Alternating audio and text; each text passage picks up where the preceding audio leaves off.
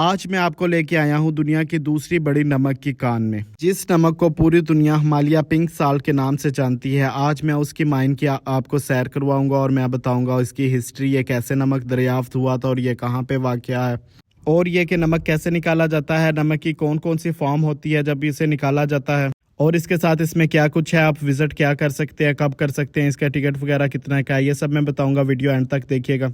अगर आप मेरे चैनल पर नए हैं तो मेरे चैनल को सब्सक्राइब कीजिए और बेल आइकन को लाजमी प्रेस कीजिएगा ताकि आने वाली सारी वीडियो आप तक सबसे पहले पहुंचे। बगैर वक्त ज़ाया किए बढ़ते हैं अपनी वीडियो की तरफ। ये नमक की कान ज़िला झेलम पंजाब पाकिस्तान में वाक़या है। ये जगह इस्लामाबाद से 160 जबकि लाहौर से करीबन 250 किलोमीटर के फासले पर वाक़या है। इस माइन के एंट्री टिकट 800 और 600 है। दो इस वजह से हैं क्योंकि अगर आप पैदल जाना चाहते हैं तो 600, अगर आप बाई ट्रेन जाना चाहते हैं तो 800 है। मैं आपको रिकमेंड करूंगा आप बाई ट्रेन जाए क्योंकि पैदल अच्छा खासा डिस्टेंस है। और ये सुबह 9 बजे से शाम 5 बजे तक टूरिस्ट के लिए ओपन रहती है। इस इलाके में नमक की दरियाफ्त घोड़ों की मदद से हुई थी। सिकंदर आजम जब दुनिया फतह करने निकला था तो इस इलाके में यहाँ के बादशाह राजा पोरस से इसकी जंग हुई। सिकंदर आजम की फौज ने दरिया झेलम के किनारे जलालपुर शरीफ के करीब पड़ाव डाला और थके मांदे घोड़ों को भी वहीं बांध दिया। मगर थोड़ी ही देर बाद घोड़े पत्थर चाटने लगे। सिपाही ये देखकर बहुत हैरान हुए और सारा माजरा सिकंदर आजम को बयान किया तो मालूम हुआ कि वो पत्थर नमक का था, जिसे चाटने के बाद घोड़े ताज़ा दम हो गए। मगर इस वक्त नमक निकालने का कोई बाकायदा तरीका मौजूद ना था। इस तरह नमक की दरियाफ्त इस छोटे से इलाके ख्योड़ा में 326 कबल मिसी हुई। ये थी इसके दरियाफ्त होने की शॉर्ट सी हिस्ट्री। हम ट्रेन में बैठ गए थे और ट्रेन हमें माइन के अंदर लेके जा रही थी। ये ट्रेन माइन के अंदर एक मखसूस पॉइंट तक जाती है जिसे चांदनी चौक का नाम दिया गया है। उसके बाद आगे माइन में आपको पैदल ही जाना पड़ता है। माइन की मेन एंट्रेंस से लेके ये आपको 4 से 5 किलोमीटर के फासले पर जाके छोड़ देती है जिसे चांदनी चौक का नाम दिया गया है। वहाँ से आपको पैदल जाना पड़ता है। इसीलिए मैं वीडियो के स्टार्ट में आपको रिकमेंड कर रहा था कि आप बाय ट्रेन जाएं क्योंकि यहाँ से आगे जहाँ पे ये ट्रेन उतारती है उसके आगे भी अच्छा खासा डिस्टेंस है। वहाँ आपको पैदल सारा कवर करना होता है।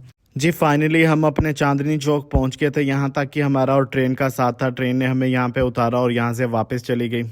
ख्योड़ा की नमक की कान का मौजूदा निज़ाम चौधरी निज़ाम अली खान नामी इंजीनियर का बनाया हुआ है। ये कान ज़ेरे ज़मीन 110 मुरबा किलोमीटर पर फैली हुई है। इस कान की 19 मंजिलें बनाई गई हैं जिसमें से 11 ज़मीन के नीचे हैं और 12वीं पे आप मुझे देख रहे हैं और ये ग्राउंड फ्लोर है और उसके ऊपर 7 मंजिलें हैं। ये कान 750 मीटर तक पहाड़ के अंदर चली गई है। इसके तमाम हिस्सों की मजमूई लंबाई 40 किलोमीटर है। माइन के अंदर एक एलर्जी सेंटर भी बनाया हुआ है जहाँ अस्थमा के मरीजों का इलाज किया जाता है। अस्थमा के पेशेंट को यहाँ रख के उनका ट्रीटमेंट किया जाता है और मज़े की बात है उन्हें किसी किस्म की कोई मेडिसिन नहीं दी जाती। उन्हें नमक की सिर्फ थेरेपी की जाती है। यहाँ हवा में मौजूद छोटे छोटे नमक के पार्टिकल्स होते हैं जो कि उनके सांस के ज़रिए उनके अंदर चले जाते हैं और ये इस बीमारी के लिए बहुत कारआमद होते हैं क्योंकि नमक एक अच्छा एंटीबायोटिक भी होता है। इस माइन की माइनिंग रूम एंड पिलर होती है। रूम एंड पिलर से मुराद के 50% नमक निकाल लिया जाता है और 50% पहाड़ की सपोर्ट के लिए छोड़ दिया जाता है। रूम एंड पिलर माइनिंग यहाँ पे एक ब्रिटिश इंजीनियर ने मुतारिफ करवाई थी जिसका नाम विर्थ था। आप यहाँ हर 50 मीटर के फासले पे एक चैम्बर देखेंगे जैसे कि ये है, यही रूम एंड पिलर था जिसमें से ये नमक निकाल लिया और बाकी सपोर्ट के लिए छोड़ दिया, पहाड़ की मजबूती के लिए इसे छोड़ दिया जाता था।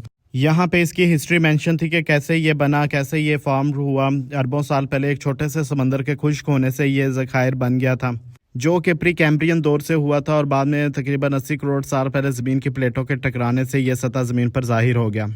यहाँ पे एक लोकोमोटिव ट्रेन का मॉडल रखा गया है जो कि पुरानी ट्रेन थी जिसमें बताया गया था कि जब माइनिंग स्टार्ट हुई थी 1872 से 1998 तक ये यूज़ की जाती थी नमक निकालने के लिए, जिसमें ये छोटे छोटे टब बनाए गए थे। एक टब में 1 टन नमक आ सकता था और एक ट्रेन एक टाइम में 25 से 30 टब खींच के लाती थी ऊपर। इस माइन की एक डार्क साइड भी है जो मैं आपको यहाँ पे बताता हूँ कि मार्च 1849 में बरतानिया ने इस इलाके पर कब्जा कर लिया था तो ये उनके कब्जे में चली गई थी। 1849 से 1862 तक बरतानवियों के खिलाफ यहाँ पे मजम्मत की गई। 1872 में एक नया निज़ाम कायम किया गया जिससे काम का बोझ बहुत ज़्यादा बढ़ गया था, यानी इतने अरसे बंद रहने के बाद दोबारा से काम स्टार्ट किया गया। तो उस टाइम का चीफ इंजीनियर जो कि विर्थ था, जिसका जिक्र मैंने पहले भी किया है, वो कान में काम करने वाले लोगों को कान के अंदर ही बंद कर देता था और वो उस वक्त तक नहीं निकलने देता था जब तक वो रोज़ाना के मिकदार के मुताबिक नमक ना खोद लेते। मर्द, औरत और बच्चे भी काम करते थे और इन हालात में बाज़ बच्चे भी कान में ही पैदा हुए। 1872 से 1876 में कारकुनों ने कई मौक़ों पर इस सलूक के खिलाफ काम रोक दिया जिसमें उनका जो चीफ था उसे बहुत गुस्सा आया। उसने दिल्ली से फ़ौज तलब की और कारकुनों को जो कि एहतजाज कर रहे थे कान के सामने खड़े करके 12 लोगों को गोली मार दी जिनमें से 10 के नाम ये हैं। मोहम्मद अब्दुल्ला, मोहम्मद सरदार, मोहम्मद हसन, नवाब, अल्लाह बख्श, खुदा बख्श, मोहम्मद अब्दुल्ला, जावेद, पीरा, मोहम्मद वाहिद। ये वो लोग थे जिन्हें एहतजाज करने की सज़ा मिली और उन्हें कान के सामने खड़े करके गोली मार दी गई थी।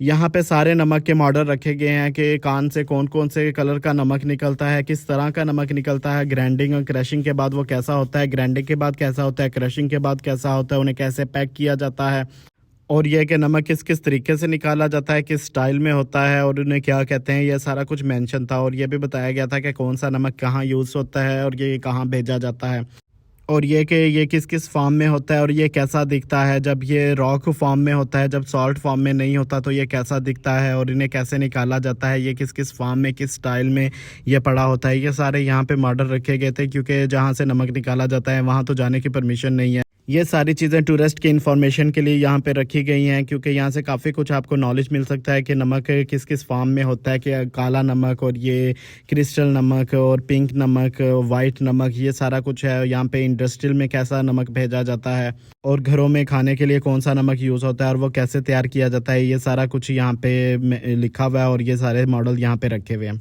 और यहाँ पे खूबसूरत सी मस्जिद बनाई हुई है जिसका नाम बादशाही मस्जिद रखा गया और ये सारी नमक की बनी हुई है। इसके ये मीनार और इसकी सारी ईंटें वगैरह ये सारी नमक की बनाई हुई हैं। नमक को इस तरह ईंटों के स्टाइल में काटा गया और यहाँ पे लगाया गया, दरमियान में लाइटें वगैरह लगाई गई जो दिखने में काफ़ी खूबसूरत लगती हैं, काफ़ी अट्रैक्टिव लगती है। टूरिस्ट दूर दूर से इसे देखने आती हैं। लोग यहाँ पे नमाज भी पढ़ते हैं आके, जब नमाज का टाइम हो जाए। यहाँ पे भी ज़ोहर की नमाज का टाइम हो गया था और लोग यहाँ पे नमाज पढ़ रहे थे।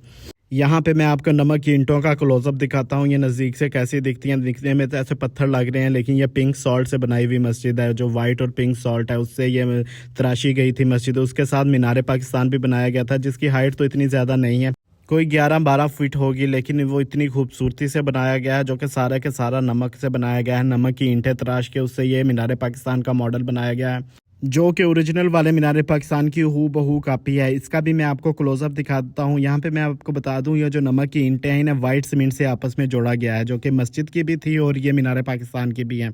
पिंक और वाइट सॉल्ट के दरमियान ये लाइटें लगाई गई जो काफ़ी अच्छी लगती हैं दिखने में, तो काफ़ी खूबसूरत नज़ारा लगता है। हर साल काफ़ी टूरिस्ट यहाँ पे घूमने आते हैं, इवन इंटरनेशनल टूरिस्ट भी यहाँ पे घूमने आते हैं। छत से कतरा कतरा टपकने वाला नमक अश्क नमक कहलाता है। ये अम्ले तबखीर के नतीजे में कई 100 साल में कतरा कतरा करके ज़मीन पर आता है। छत के साथ जो नमक की लड़ियाँ बन जाती हैं, मैं आपको क्लोज करके दिखाता हूँ, उसे फ्रॉक नमक कहते हैं। यहाँ पे देखिए मैं आपको क्लोज करके दिखा रहा हूँ, ये जो लड़ियाँ इन्हें फ्रॉक नमक कहते हैं। और कुदरती तौर पर छत से टपकने वाला नमक जो कई 100 साल में ज़मीन पर गिर के चट्टान की शक्ल इख्तियार कर लेता है कतरा कतरा, उसे आहे नमक कहते हैं, यानी स्टैलेग्माइट। आए मैं आपको ये स्टैलेग्माइट दिखाता हूँ जो कई 100 साल से कतरा कतरा ज़मीन पर नमक गिरने से ये चट्टान बन गई है। जैसा कि पहले मैंने आपको बताया है, छत के साथ खुश्क होकर बनने वाली लड़ियाँ फ्राक नमक कहलाती हैं। अगर वो मिल जाएं तो विसाल नमक कहलाती हैं, अगर ना मिले तो उन्हें फ्राक नमक कहते हैं। आए मैं अब आपको कुदरत की एक हसीन कारीगरी दिखाता हूँ, कितने उम्दा तरीके से कुदरत ने हमारे लिए नमक को प्रिजर्व किया है। कितना खूबसूरत नज़ारा लग रहा है ये वाइट और पिंक सॉल्ट की दीवारें और छत, क्या हसीन नज़ारा है ये, माशाल्लाह। इसीलिए तो कहा गया है तुम अपने रब की कौन कौन सी नेमतों को जुटलाओगे। माइन के अंदर दाखिल होने वाले पानी को इकट्ठा कर लिया जाता है, महफूज कर लिया जाता है। ये भी इंडस्ट्री में भेजा जाता है, मैं आगे चल के बताता हूँ इससे क्या किया जाता है। नमक का तालाब सांप कहलाता है। ये तालाब 1890 से 1930 के दरमियान बनाए गए। इन तालाब की गहराई 17 फीट, लंबाई 100 फीट और चौड़ाई 30 फीट बनाई गई। इनमें 30 लाख लीटर से भी ज्यादा पानी जमा करने की गुंजाइश है।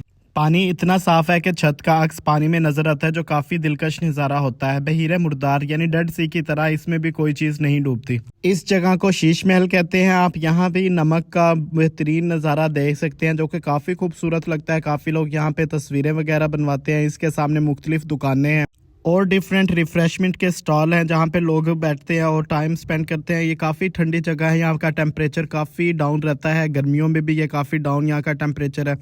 अगर आपने प्रो लेवल का रिलैक्स होना है तो एक बार आप यहाँ पे ज़रूर विज़िट करें। काफ़ी अच्छी जगह है, काफ़ी रिलैक्सिंग है, काफ़ी पीसफुल सी है। हमने यहाँ से बर्गर और फ्राइज़ वगैरह ऑर्डर किए थे और वहाँ पे बैठ के काफ़ी इंजॉय किया। माइन के अंदर बैठना एक अलग ही एक्सपीरियंस था। यहाँ पे नमक के बने हुए डिफरेंट डेकोरेशन है जो कि काफ़ी अच्छे हैं, काफ़ी सस्ते प्राइस में आपको यहाँ से मिल जाएंगे। डिफरेंट डेकोरेशन है। उसके बाद मैंने यहाँ का नमक टेस्ट करके देखा कैसा है। नमक का जायका तो नमक की तरह ही था, लेकिन मैंने इस टूर को ठीक इंजॉय किया। नमक की कान में नमक के पानी पे नमक के बने हुए पुल काफ़ी प्रो लेवल का नज़ारा था। एक अलग ही दुनिया में ले गए थे ये नज़ारे, जो दिखने में बहुत दिलकश थे। बहुत सुकून मिलता है यहाँ पे जाके, काफ़ी कुछ सीखने को मिलता है, काफ़ी कुछ देखने को मिलता है, नॉलेज में काफ़ी इजाफा होता है। यहाँ पे एक इको चैम्बर भी है जिसमें लोग नाम अपना पुकारते हैं या कोई भी आवाज़ पुकारते हैं तो ये इको दोबारा से वो 3 दफ़ा उसकी आवाज़ को रिपीट करता है। काफ़ी लोग यहाँ पे अपने नाम की इको सुनते हैं, तो हमने भी आवाज़ें वगैरह दी, यहाँ पे अपने नाम की इको सुनी। अंदर से कुछ नज़र तो नहीं आ रहा है क्योंकि अंदर बहुत अंधेरा था, दूर एक लाइट लगाई हुई थी बस उन्होंने चैम्बर के अंदर। ये इसके अंदर का नज़ारा था जो मैं आपको दिखा रहा था, जो फुल तो नहीं कैप्चर हुआ। और यहाँ आकर पे ये हिस्ट्री वॉल बनाई गई थी जिस पे लिखा हुआ था कि इंजीनियर इरफान जो वहाँ के डायरेक्टर थे, ये भी सारी नमक की बनाई गई थी। इसमें नमक की ईंटों से ये दीवार बनाई गई थी जिसमें सारी हिस्ट्री मेंशन थी कि सिकंदर आजम और राजा पोरस की लड़ाई कब और कैसे हुई, उसके बाद के यहाँ पे पानी का मसला था उसे कैसे हल किया गया, कौन कौन से रहनुमा यहाँ पे आए, किस किस ने इस पे कब्जा किया, ये सारी हिस्ट्री के कब और ये किसके कब्जे में चली गई। मैंने ऑलरेडी आपको पीछे बता दिया है कि किस सन में ये किसके कब्जे में थी। और मैं यहाँ आपको बताता चलूँ, यहाँ पीने के पानी का मसला था। जब ये माइन दरियाफ्त हुई थी उसके बाद लोग यहाँ पे आके रहने लगे तो लकड़ी के पानी के एक नाला बनाया गया जिसके अंदर से पानी को यहाँ तक पहुँचाया गया। क्योंकि ये काफ़ी खुश्क इलाका है, काफ़ी खुश्क पहाड़ है और गर्मियों में यहाँ पे इंतहा की गर्मी होती है, पानी सारा खुश्क हो जाता था, इसलिए यहाँ पे एक ऐसा नाला बनाया गया लकड़ी का बंद और उधर से पानी यहाँ तक पहुँचाया गया। ये सारा नक्शा वगैरह था, कैसे सड़कें बनाई गई और कब बनाई गई, ये माइन का नक्शा था और कौन कौन सी मशीनरी यूज़ होती है, कब कब कहाँ से मंगवाई गई, ये सारी यहाँ पे मेंशन थी। वीडियो आपको अच्छी लगी हो तो लाइक कीजिए, शेयर कीजिए, कमेंट कीजिए। इसके साथ ही हमें इजाज़त दीजिए, मिलते हैं अगली वीडियो में अगले व्लॉग के साथ। तब तक के लिए इजाज़त दीजिए, अल्लाह हाफिज़।